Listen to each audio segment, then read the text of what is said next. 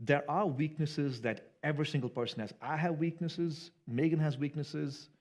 The people in this room have weaknesses. Even the biggest preacher, the biggest pastor, um, everybody has weaknesses except for one whose name is Jesus.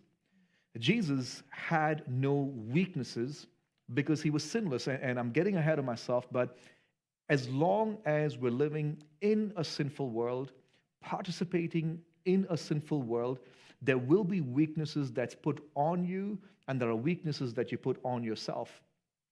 We're living in a world where it's a survival of the fittest. And every time you admit to a weakness, we feel like we will be replaced. We feel like even if you are not replaced by somebody else, you'll be replaced with an identity that's not true to you.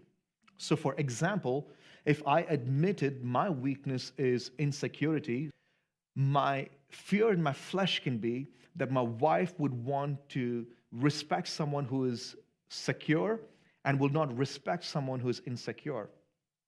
So the problem with that is now I have now started to put an identity on Megan that is not true about her. The reason why we don't want to admit to our weakness is because we believe a lie that you will be replaced.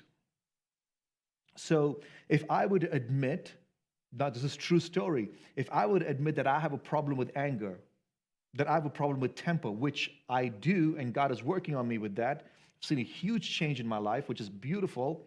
But if I would admit that I have a problem with anger, there is a fear that's going to grow in me that people would not trust me, that I will be a terrible pastor, that my congregation would leave me, and then they'd want to replace me with somebody else.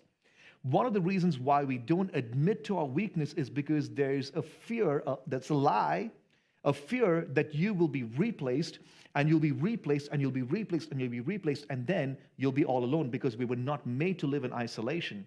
And so what we do is we will say, I don't struggle with these weaknesses. I don't struggle in these areas because we try to be strong. And if you don't admit to your weakness, you will not experience the power of your Savior. And so the question that I've got to ask you then is, can you admit to your weakness in areas where there's envy, in areas where there's insecurity, in areas where there's jealousy, in areas where you slander? If you're willing to admit to your weakness, you will see that God does not want to replace you, but He wants to redeem you.